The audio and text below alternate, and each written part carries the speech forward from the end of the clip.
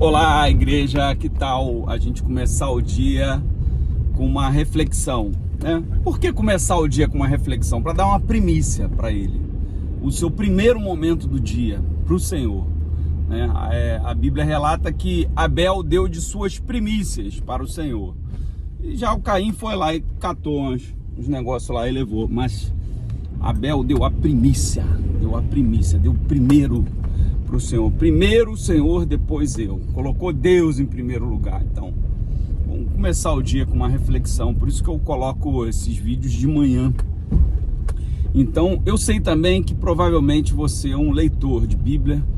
Você conhece, ouve pregação, conhece a Bíblia. E mais do que conhecer a Bíblia, você conhece o autor da Bíblia. Você tem intimidade com ele. Então, o texto que eu quero falar hoje é um texto que provavelmente você já leu várias vezes, mas que dessa vez eu também já tinha lido várias vezes. Mas dessa vez o autor me chamou a atenção para um detalhezinho. E eu quero falar sobre a questão de Davi e Golias. Caramba, Marcelo, o que você achou de diferente lá no Davi e Golias?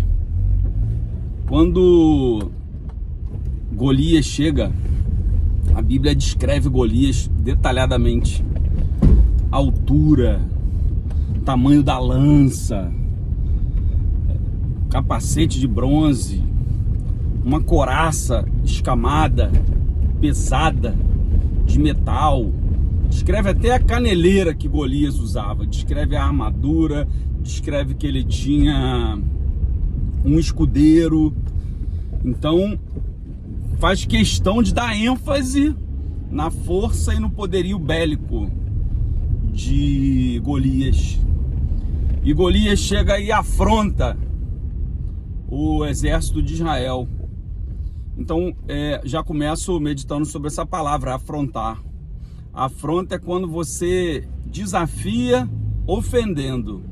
Confronto é quando você bate de frente, vai ao encontro, vai na direção oposta. Isso é um confronto.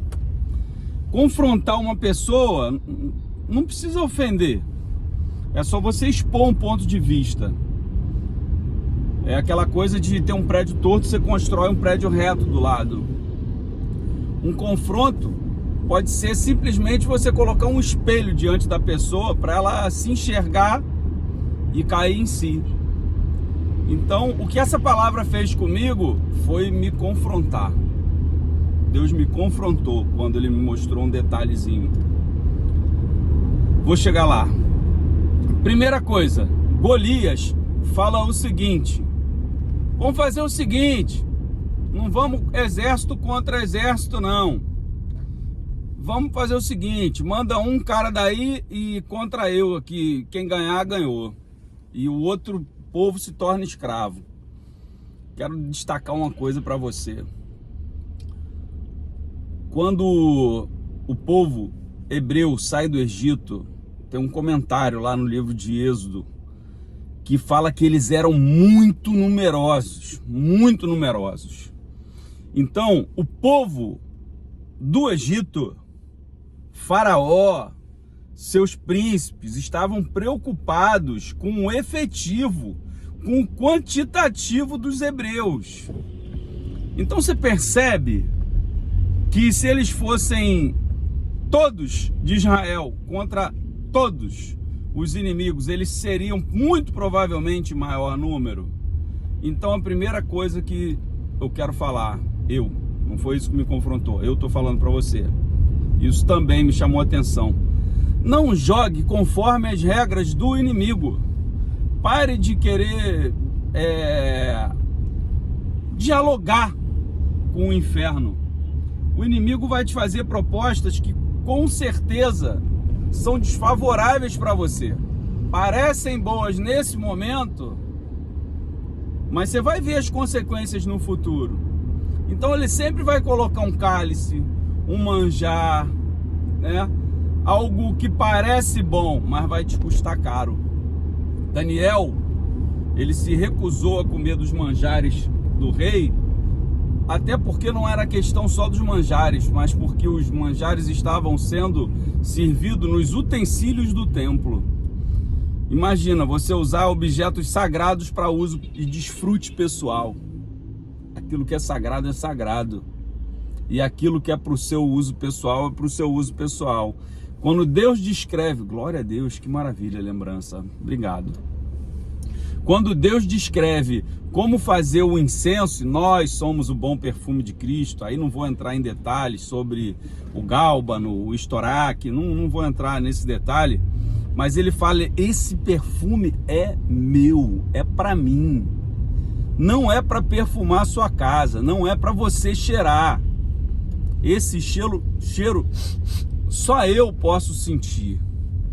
Você não consegue sentir o perfume que o amor exala, que a compaixão exala. Você não pode sentir o cheiro que um espírito quebrantado exala. Um desses ingredientes ele tem que ser esmagado, triturado. Isso para mim fala disso.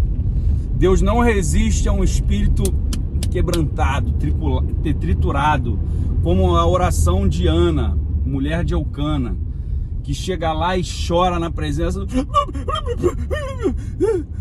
não tem nem palavra, e o cara acha que ela tá bêbada, não sei, talvez ela estivesse até orando em línguas, porque os homens de Atos 2 também foram confundidos com bêbado. Aquele espírito quebrantado ali, as palavras dela não chegaram ao Senhor, mas o cheiro desse quebrantamento, o cheiro do amor, o cheiro da compaixão, o cheiro de Cristo que há em você, dos bons sentimentos, essa fragrância chega ao Senhor.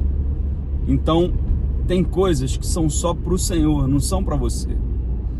Então batemos mais um tópico aqui. E Golias chega e desafia o povo e tal e coisa. Aí chega lá Davi, que foi só levar uma encomenda para os irmãos lá, uns queijos, uns negócios lá. E aí ele vê aquilo e tá todo mundo vendo a mesma coisa.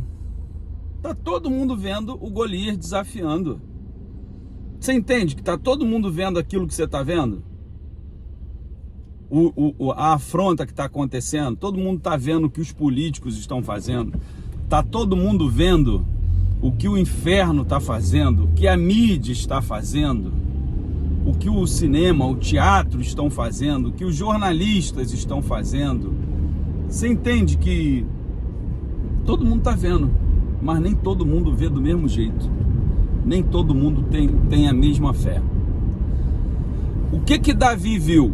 Todo mundo viu que Golias era grande, que Golias era enorme, que Golias era assustador, que ele era um cara preparado. De repente, muito provavelmente ele era feio, tinha umas cicatrizes já de batalha, entendeu? E todo mundo estava assustado com aquilo ali. Mas o que acontece? A fé. A fé. A fé e a aliança. É uma questão, a vitória de Davi foi uma questão de fé e aliança. E firmeza em Deus. Por quê? Porque Davi olhou para Golias, não olhou para o tamanho de Golias.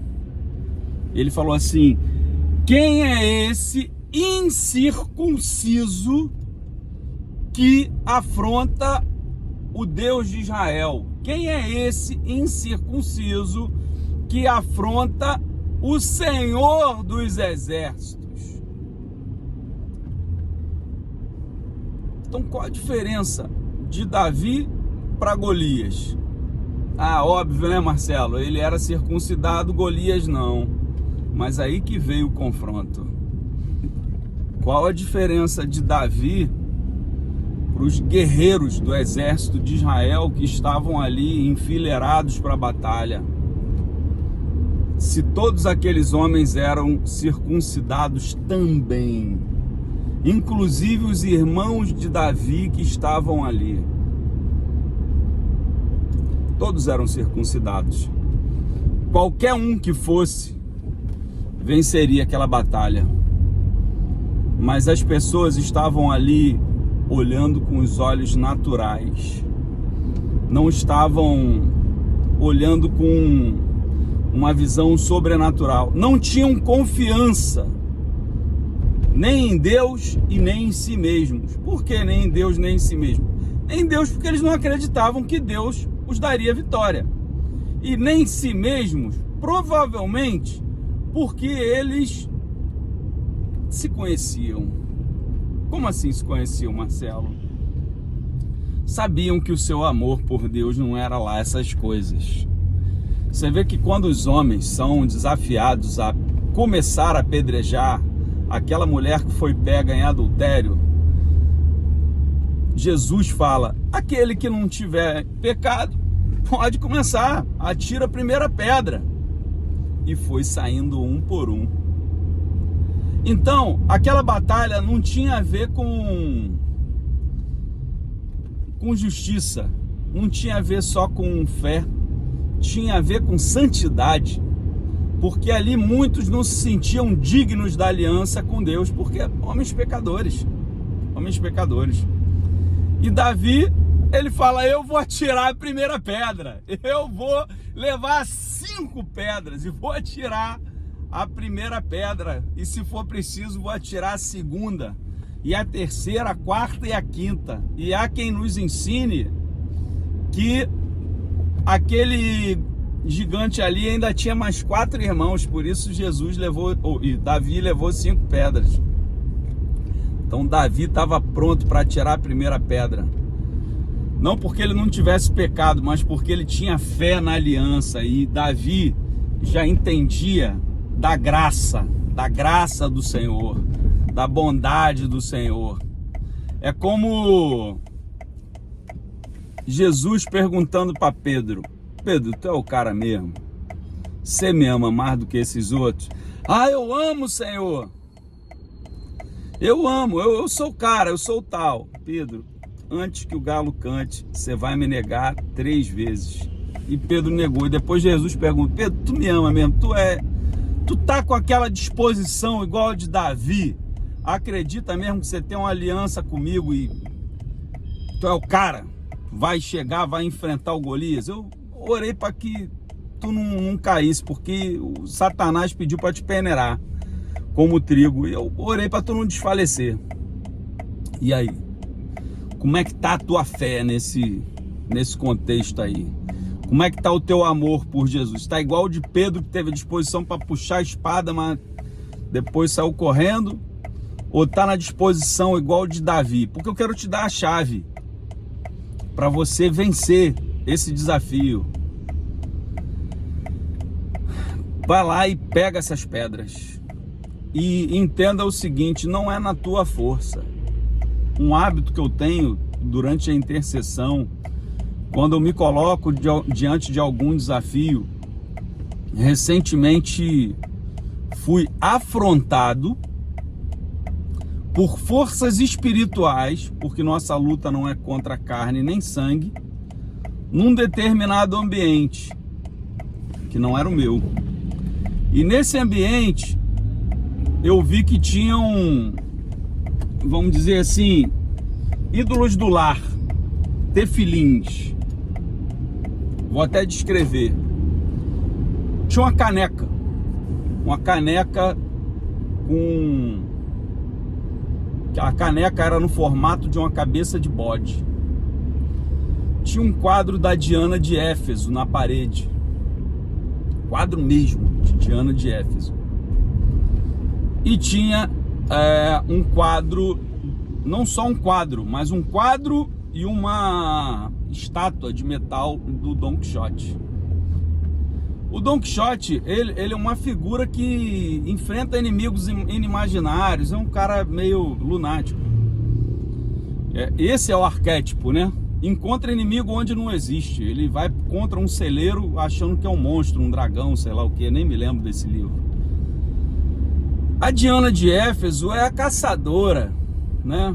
Paulo confrontou, não vou entrar em detalhe, que senão vira outro estudo bíblico.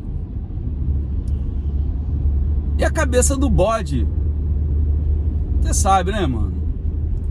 Então, pra gente na Bíblia, tem 2 bodes. o bode expiatório, que é mandado para o deserto, e o bode sacrificial. E aí tem inclusive uma simbologia, porque Abraão teve 2 filhos, Isaac e Ismael. Ismael foi mandado para o deserto, Isaac foi para o sacrifício. Então a gente precisa conhecer de Bíblia para entender. Só que o outro lado, ele vai levar o bode para um outro negócio. Tem lá o cara lá da cabeça de bode, eu estou tentando lembrar o nome, esqueci. Não é que eu sou temeroso de falar nome, não. Esqueci lá o nome lá do bicho, Bafomé. Tem lá o Bafomé. Ah, não, que não sei o que, isso aqui não tem nada a ver. É o Bafomé, é uma simbologia de Bafomé. Você está bebendo da cabeça do Bafomé. Mas eu discerni aquele ambiente, entendi um confronto espiritual.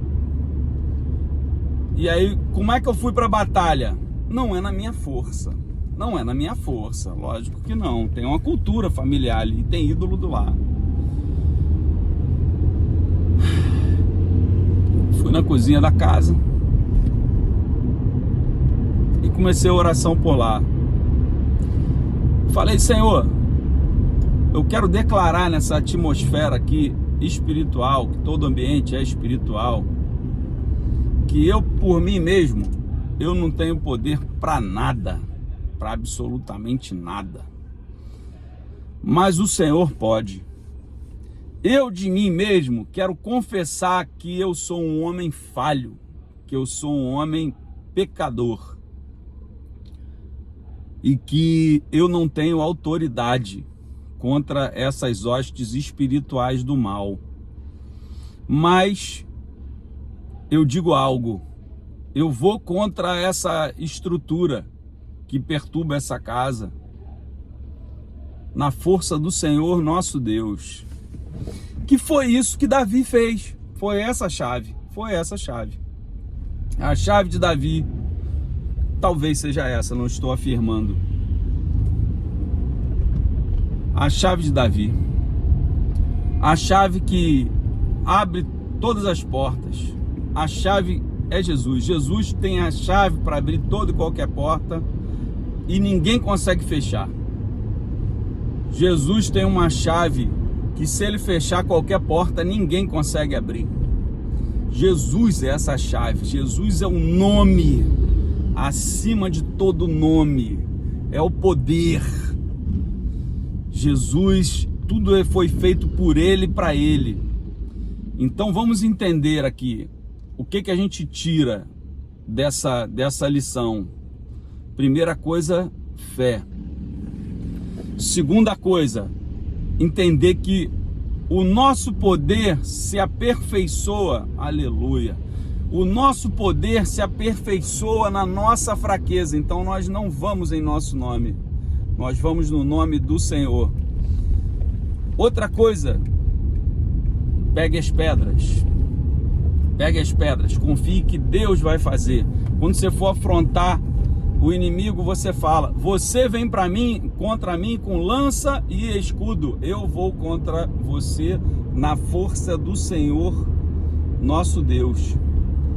E para fechar, interceda em lágrimas, tenha compaixão dessas pessoas, entenda que não é contra carne nem sangue a nossa luta, mas contra hostes espirituais do mal, contra principados e potestades. Então, mais uma vez eu queria falar de 5 a 10 minutos, já estamos com 20, mas eu acho que tem um conteúdo muito espesso, um alimento sólido para abençoar a sua vida, te dar armas espirituais para que você possa enfrentar seus desafios. Então Deus te abençoe, que o amor dele se aperfeiçoe na sua fraqueza, na sua humildade, entendendo que nada podeis fazer sem ele, nada podemos fazer. Ele falou, sem mim nada podeis fazer. Jesus é a chave que abre todas as portas, e vá em nome do Senhor. Confesse seus pecados, chore como Pedro chorou amargamente, seja humilde e vá em nome do Senhor nosso Deus. E não fique ocioso como Davi ficou quando foi para o seu terraço. Mantenha-se trabalhando, ativamente, mantenha-se em contato com o Senhor dos Exércitos, mantenha-se orando, orai sem cessar. Jesus, ele orava sem cessar. Jesus, ele sendo Deus, ele subia ao monte para orar, para consultar ao Senhor. Tudo que ele fez em nome do Pai, através do Pai. Jesus, no seu momento de angústia, chamou irmãos para orar. Então faça isso também. Chame pessoas para orar com você, chame pessoas para interceder por você. E eu te peço, não vou expor essas pessoas não, mas ore, fala assim: Senhor, aquela casa onde o Marcelo orou por aquelas pessoas que habitam lá, vai lá e abençoa aquela casa, vai lá e dá vitória. Traz essas pessoas para a tua presença, até porque abençoarei os que te abençoarem, amaldiçoarei os que te amaldiçoarem. É uma promessa. Se você abençoa a minha vida, ora por mim, intercede por mim, Deus está abençoando a sua casa. Te provo isso biblicamente. O cativeiro de Jó mudou quando ele orou pelos seus amigos. Quando Jó deixou de achar que ele era o tal, que ele sacrificava, era um homem justo, bondoso, Deus acabou com o orgulho de Ló.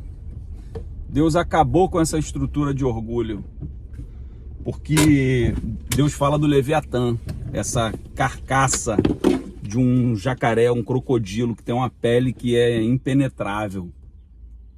Então que Deus nos dê, para mim e para você, humildade, que Deus nos dê quebrantamento, que o poder dele se aperfeiçoe na nossa fraqueza, e que você tenha essa fé que os outros não tiveram em Deus, simplesmente em Deus. Davi não tinha fé em si mesmo, ele tinha fé em Deus. Ele não falou assim: eu vou lá porque eu sou o cara e eu já matei o urso e o leão. Isso ele falou para humanos, isso ele falou para o rei Saul, porque para falar com Saul, com carne e sangue, você fala com carne e sangue. Ele convenceu falando humanamente, mas na hora de enfrentar Golias, ele não falou: ei, tu não é páreo para mim não, mané, já derrubei um urso e um leão, você para mim, ó, molezinha. Não, ele não falou isso. Ele falou: tu vens contra mim com lança, espada, escudo, seja lá o que for, mas eu vou contra você na força do Senhor nosso Deus. Então, palavra que eu deixo para você: ser forte e corajoso, porque está escrito lá: eu serei contigo e ninguém te resistirá por nenhum dia da tua vida. Todos os dias da tua vida ninguém te resistirá. Foi isso que Deus falou para Josué. Então recebe essa palavra, essa promessa é para você. Essa promessa é de Abraão para cá, de geração em geração. Deus te abençoe. Se você acha que essa palavra agregou na sua vida, compartilhe. Não retenha. Compartilhe. Faça uma oferta de gratidão. Chega aqui embaixo, dá um clique aqui no curtir e dê uma oferta maior ainda. Comente o que você achou, da onde você fala, ou qual foi a parte mais importante, o que te tocou. Coloca um comentário, isso é relevante, porque aí o próprio YouTube espalha esse algoritmo. E mais, se você não é inscrito no canal, ó, se inscreve aqui e ó, tem mais 2 mensagens aqui para você meditar. Deus abençoe a sua vida. Minha gratidão por você ter ficado comigo esses 25 minutos quase. Grande abraço. Deus te abençoe.